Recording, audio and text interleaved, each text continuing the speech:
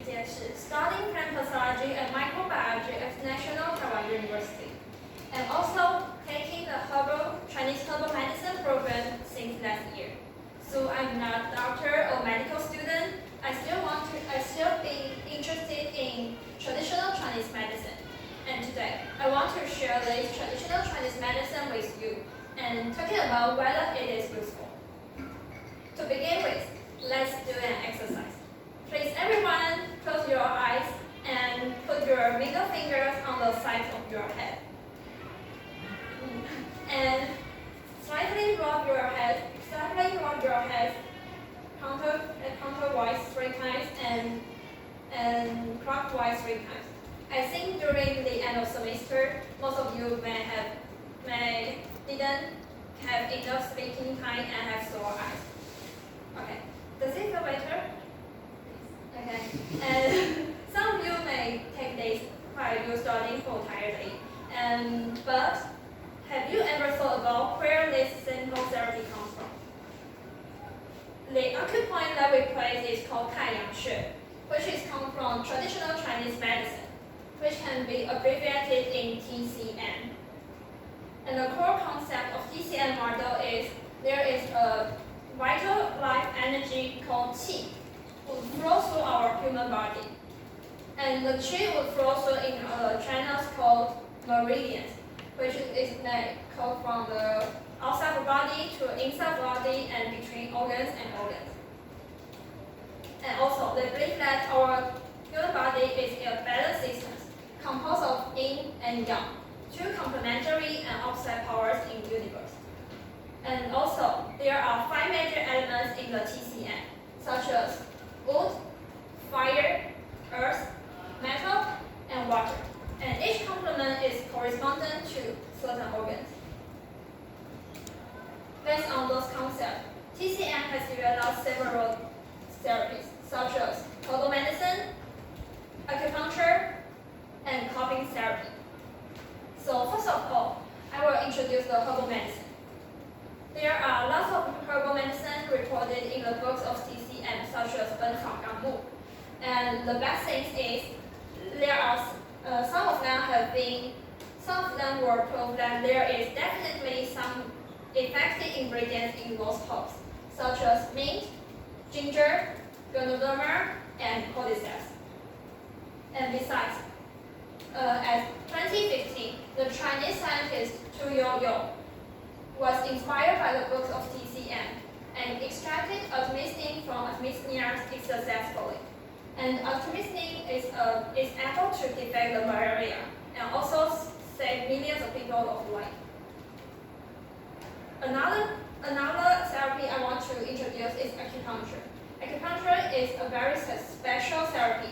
The doctor will pierce the needles into patient's skin according to the location of acupoints on the 12 meridians. And this is my fix. Last year, since my period has been for nearly 2 months, I went to the Chinese clinic and to ask for help. Also, my problem is at uterus.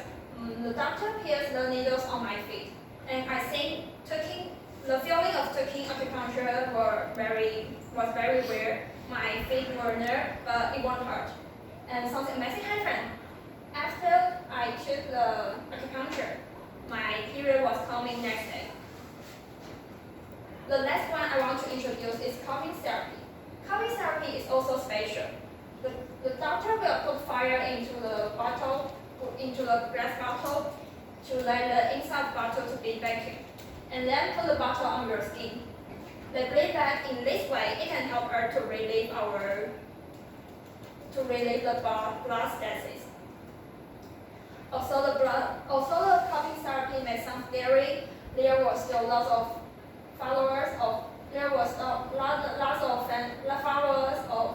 cupping therapy, especially athletes. And as you can see, there are lots of red marks left on the Olympic swimmer's skin. And for example, the Michael Phelps is the big fans of coping therapy. And so, as mentioned therapies, we can see that TCM is not pseudoscience.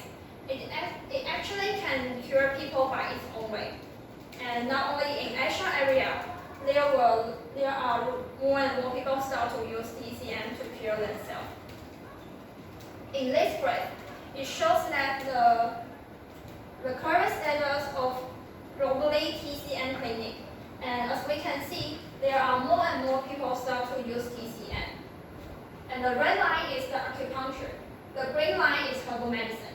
They are the most popular therapy in TCM.